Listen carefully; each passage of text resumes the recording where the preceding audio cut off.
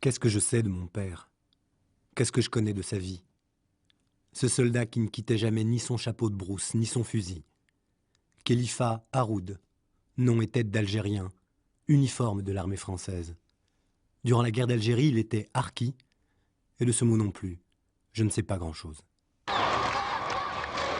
Le 1er juillet 62, les Algériens se prononcent pour l'indépendance totale de leur pays.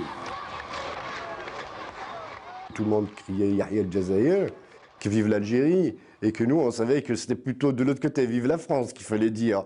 Donc, il y avait un conflit, et on comprenait pas pourquoi il fallait qu'on se cache, quoi. Donc, on avait petit à petit assimilé qu'il y avait quelque chose qui se passait, qui était l'indépendance. Je voulais être avec les petites filles, parce que je les voyais sauter, donc je voulais aller avec eux. Et puis, il y avait une dame, elle m'a dit, mais...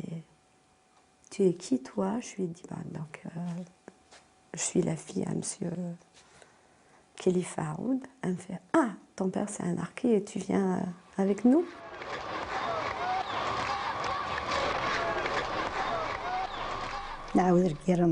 Pour nous commencer une autre guerre.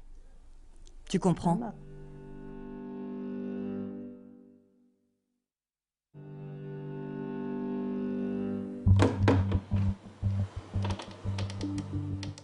J'ai longtemps vécu avec l'idée qu'être fils de harki revenait à être le fils d'un paria, rejeté par l'Algérie, ignoré par la France. De cette histoire, il reste si peu. Pourtant, c'est la vie de ma famille. Pour reconstituer et comprendre cet épisode, je n'ai que quelques vieux papiers, très peu de photos et aucune lettre. Quant à ceux qui ont vécu ces événements, ils n'ont jamais rien raconté. La plus sûre de mes archives est également la plus inattendue. C'est un mouchoir, brodé par mon père en prison.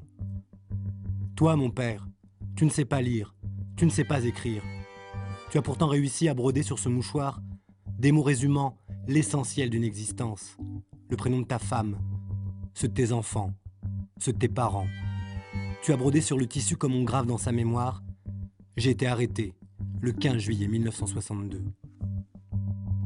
Ce mouchoir vieux de 40 ans est le révélateur d'une mémoire jusque-là cachée. Dans ma quête, je compte sur lui.